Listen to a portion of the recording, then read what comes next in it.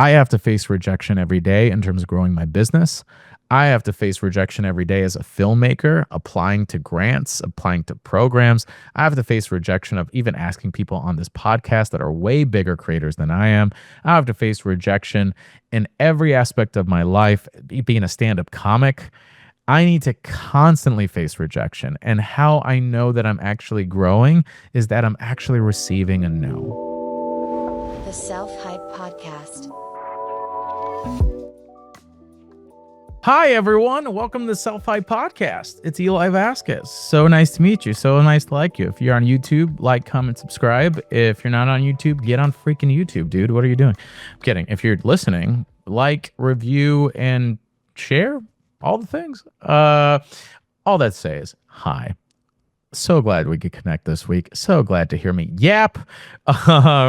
This week we got a good one. We are going to talk about rejection.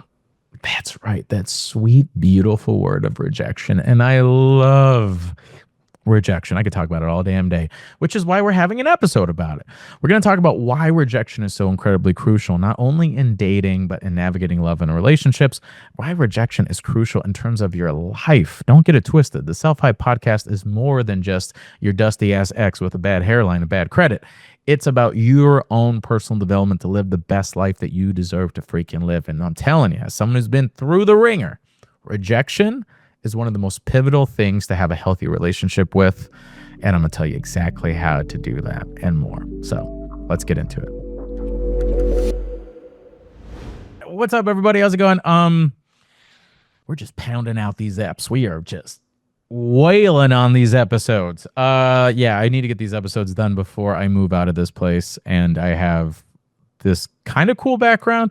I'm really planning on the next season to have a cooler background. Guys, I tried to find an apartment that I liked with a studio space, pretty much like a second bedroom, but like your boy's so close to being debt free. He has a good credit score. Don't get it twisted. We're in the 700s here. Well, we're in the 700 club. But yeah, I just like, there's this spot I got and it was like tiki themed and I love tiki bars. And it just spoke to me. And it's like loft style, so it has big windows and all that. But I couldn't get that second room. And all the places that I saw that had the second room, it just wasn't it. And I'm like, And I need to move. But it's okay. We're excited. This is a chapter of life. We're setting some roots. We're not setting roots. That gives me anxiety. I'm working through my own stuff too, everybody, as we all know. I don't ever say that I'm perfect. We're doing our best here. Anyway, I always like to give a little like snippet in my life. But we're doing good out here. The clients are happy. 8-week boot camp baddies are crushing it. So proud of them. My inner circle, Healthy Love Club, we rebranded. They're doing so amazing. There's so much joy and excitement and love and support with one another. And I just get emotional after the coaching calls because I'm just like, holy shit, I get to like connect with human beings and they trust me. And I'm eating chicken wings in my underwear. And I'm like, crazy, bro. Nah, I'm kidding. I love them to death. I feel so blessed and so grateful. Gratitude, please. I need to do an episode on gratitude. That's another thing. Gratitude is the ever-flowing tool to help out, to really just have a high-quality sense of life. No matter if you're having a bad day, practice gratitude. If you're having a great day, practice gratitude. It's always there. Always something to be grateful for. I'm grateful for my eyebrows. Now I'm just looking at this video. I have this natural point on my right eyebrow that I absolutely love because it's a little like menacing. And it's just natural. I'm like, hell yeah. I got like, it's kind of like, out of all my insecurities, I like my eyebrows. Okay, rejection. Let's get on to the topic, rejection. Okay, so rejection. Why is rejection important? It's called rejection therapy. If you don't believe me, look it up, bucko. Yeah, I love rejection because it's, let's cut the bullshit. What real growth is fucking frightening. Real growth is doing the thing you don't feel like doing. Real growth is not developing a sense of motivation, but a sense of discipline. That's what real change is. It's not, well, I feel like going to the gym. It's no, I built a level of discipline to go to the damn gym despite what season of life that I'm in. That's what the difference makes. It's not even so much even what you do in the damn gym. It's the fact that you have an iron will to go to the damn gym. So when it comes to rejection, I cannot tell you how incredibly freaking crucial it is. And I could give you every single piece of data there is of why rejection completely shifts and changes your life, and normalizing receiving no, and all the benefits. And everyone that I've ever talked to that has been remotely successful has had to face it and normalize it on a weekly basis. And the people that don't live up to the potential, which is the most frightening thing about death, is that there's so many people who have never got to truly live based on what they were meant to do. And the thing that's stopping them is that fear of rejection. And that's why it's so incredibly crucial. And if we're talking about ladies, and I know the majority of ladies are listening to me, you are losing out on money. You are losing out on opportunities. You're losing out in career advances. You're losing out on so much and then some because of the fear of rejection. They have so many books and so much data on this based on the fear of rejection. You have to have the audacity and gumption of a mediocre white man. That is what we need to have in these streets, because there's too many shitty people that take up too much damn space, that don't care about anyone damn else, and we need more people that actually have consideration of others to take some big chances and take up more space, because there's too many assholes out there. But I could tell you all this, and you're still going to say, no, this is scary, which is the whole point. Why I like heartbreak is because it sucks. That's why I like it. I like working with people during heartbreak. I like challenging them during heartbreak. And I know it's a weird thing. Why would you make people do all these challenges? Why would you make people take these actions? Why would you make people do these things while they're going through so much? Because I want them to realize their potential. I want them to realize how capable they are. I want them to realize, even through an emotional low, I could change my life. So who's to say when this is not happening, I can't move fucking mountains? There is so much potential to us in the human experience, and yet we never get to really tap it. Because in order to tap it, you have to go to spaces you've never been before, and that's frightening. And the thing about rejection is that you are making a decision to push yourself off the cliff. You are making the decision to jump into the deep end of the pool. You are making the active, conscious decision. No one's pushing you. There's no outside element forcing you. You have to make the decision yourself. And that's what makes it so scary. We would love it if someone drop kicked us in the back of our head and we fell off the cliff and realized that we can actually fly or we could swim. But we have to be the one that does that. And I'm not talking about love here, but y'all, I'm talking about life. We don't know what the hell's going to be outside that door. It could be the greatest opportunity or the worst opportunity, but we got to make sure we are ready to fucking take it. Okay? There is no way on earth that you would be listening to my voice right now if I didn't make rejection a non-negotiable part of my personal wellness and growth. I have to face rejection every day in terms of growing my business. I have to face rejection every day as a filmmaker, applying to grants, applying to programs. I have to face rejection of even asking people on this podcast that are way bigger creators than I am. I have to face rejection in every aspect of my life. Being a stand-up comic, I need to constantly face rejection. And how I know that I'm actually growing is that I'm actually receiving a no. I know what it's like to be too scared. And I know what it's like to live life long enough based on that fear. And I've realized I'd rather have a moment of uncomfortability in receiving a no than living a life of wondering, what if they said yes? And having the long-term regret of that. I've wasted years of my life, prime years of my 20s out of fear. And I just won't allow it anymore. And I'm not saying I'm a machine. I still get overwhelmed and scared sometimes. It's still emotionally heavy to put myself out there. I'm not the best at networking. I get overwhelmed easily. I immediately revert back to this 15-year-old kid who feels like he's a loser that looks like a Puerto Rican Harry Potter. But I call that out. I give space and agency to that. I'm overwhelmed. I'm scared. I need to do this work on myself. I'm like, I want to retreat. I feel the retreating happen. And guess what? Some days I don't show up. But as long as I show up more than I don't, that's how I know I'm making a difference. So I want to just give like a real view of this. Because again, like when it comes to relationships, the number one factor that has helped me has been to face rejection. Me being an avoidant, now secure, fearful avoidant, now secure, I'm scared of rejection. And it's easier to face when I don't know the person. It's harder when there's emotional intimacy involved because that's going to trigger a response of rejection that I've had on anyone else that loved me. And I rather not face it and just be by myself because it hurts too much. But because of that, I have left partners at a distance, and that has triggered their anxiety, and that has just overwhelmed me more. And then that builds resentment, and then we destroy the relationship, and then I date someone else, and then the same thing happens. So I had to come to terms of what the hell I was afraid of and where was the rejection in that. And I had to know where in the process of all my relationships of where is the fear. But also without, if I don't face the fear, it will lead to resentment and regret. You have to just check in with your body. And if a decision feels scary, but although if you do it, it feels a sense of self-respect for yourself, that's how you know it's the right thing to do. There is healthy tension and there is unhealthy tension.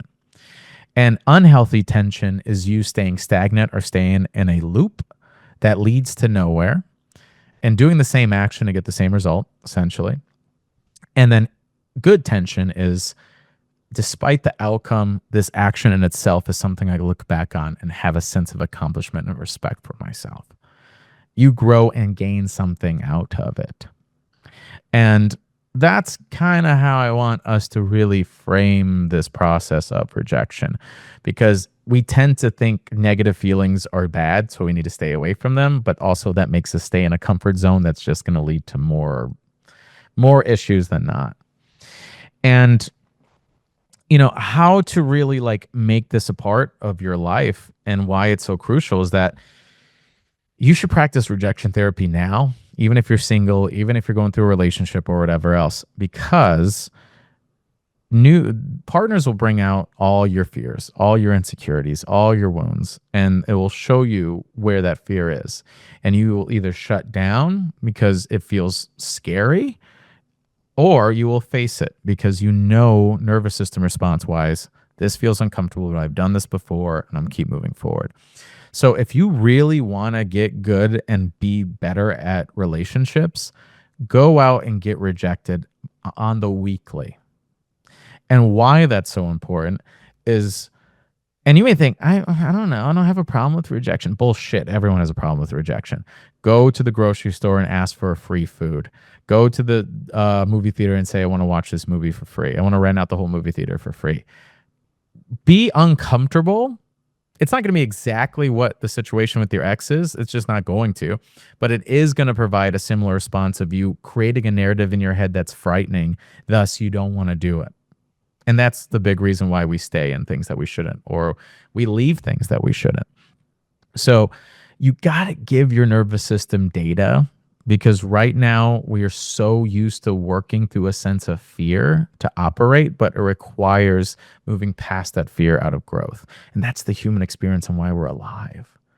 We can't move based on what we've been dealt in our upbringing, because it's our parents' unchecked traumas and they're our primary attachers, thus creates this like pretty much ecosystem that's only good for a period of time, but then you have to upgrade and update or else the things are going to get old and stale. So like there's this father who instills this in his daughters and I love it. But he makes it a point where he checks in with them once a week and says, when did you fail? Where did you fail?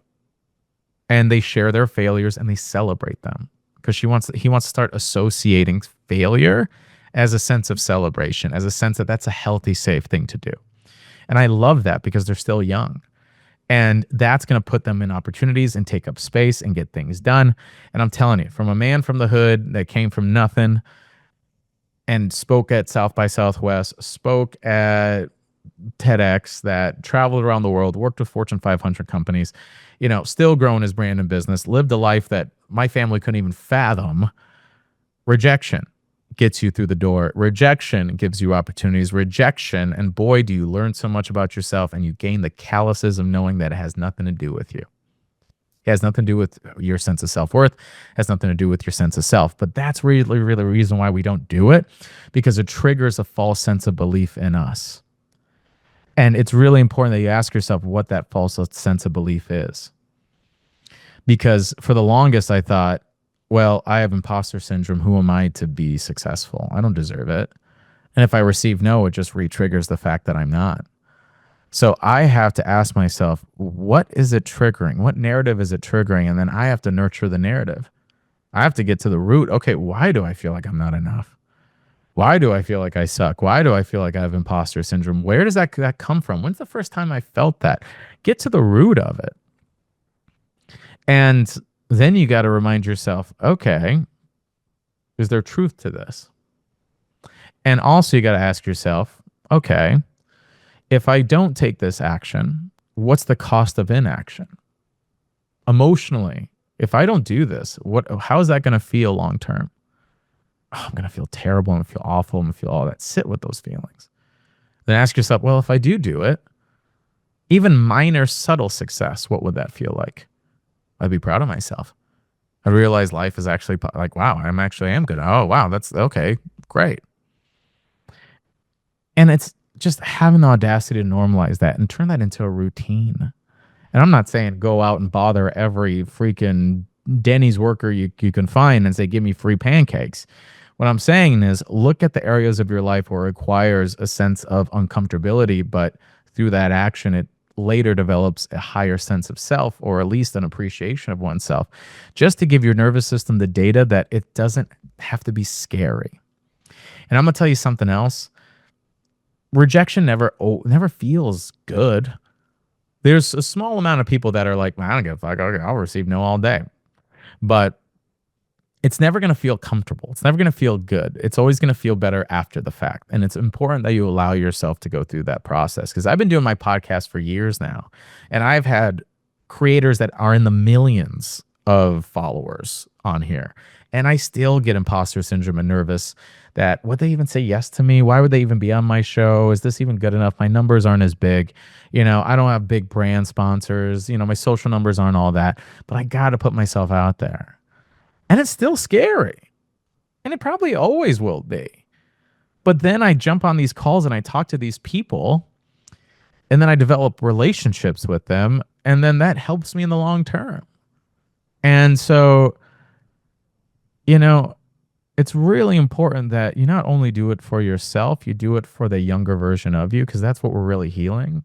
That's your nervous system response, creating these narratives, because that little girl, that little boy felt so scared. So this is where it's safe, but it's our job to parent them. In order to do that, you got to let them go out on the jungle gym. You got to let them swing on the swings, and they might fall, they might get hurt, but they're going to gain their confidence a little bit more to swing a little bit higher, to know what it's like and how good it feels to actually soar that high. So it's so crucial that we make this into repetition. We make this into a practice. And it's so crucial. And I do this with my clients. Sit down once a week to check in with yourself, to check in with your soul, check in with your spirit, check in with your emotions, and say, where is areas that I could push myself out of my comfort zone? What are areas that I can reject myself? Like I literally put it on my weekly to-do list. So every Monday, I don't do any coaching calls. I completely focus on just I have a ton of whiteboards, one with all my clients, one with the month and to-dos, one with all my goals. And I look at it and I check in with me and what I'm proud of me, but also where can I push myself? I'll look at my board right now. Let's take a look at it. So I am looking at T-Pain. I want to see T-Pain in concert. Okay, that's cool. If I don't want to go alone and I feel weird to ask people to do stuff with me, that's an area I could push myself to ask, hey, do you want to go see T-Pain? If I am a brand creator, so maybe I could do something to meet T-Pain.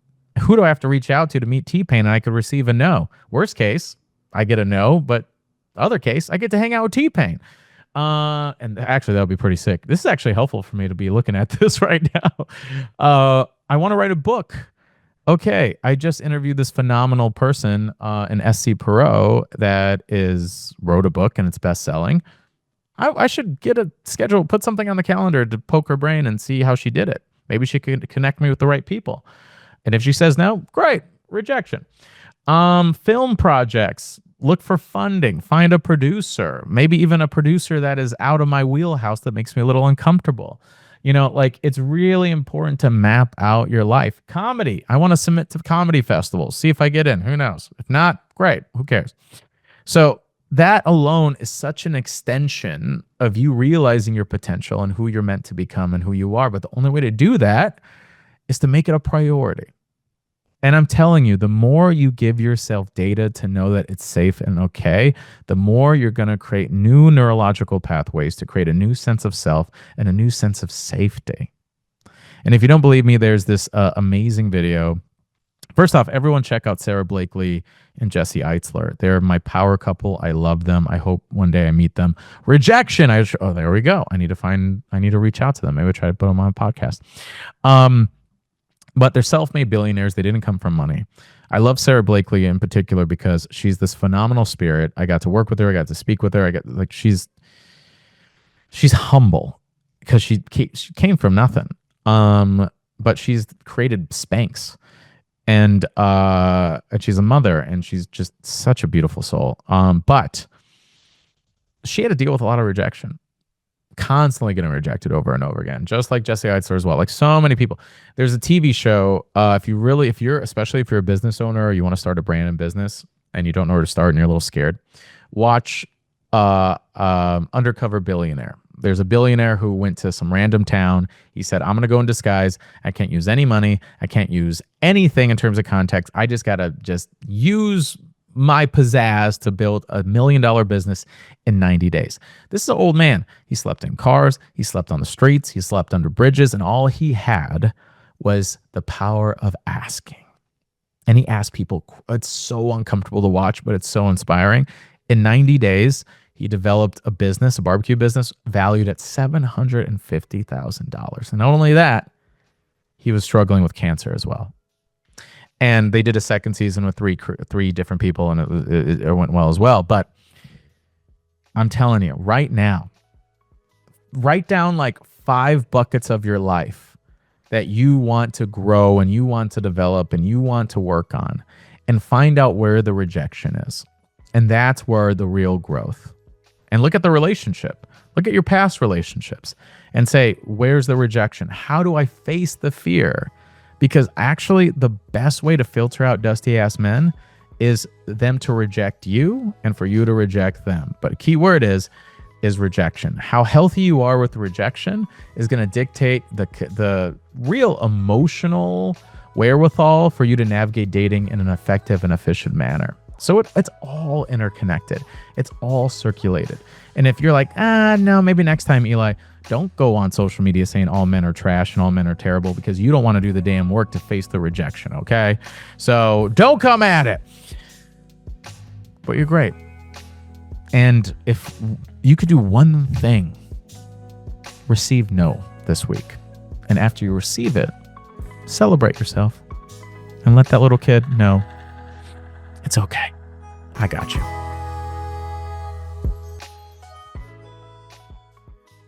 Thank you all for diving into this week's podcast. I hope you guys liked the rejection.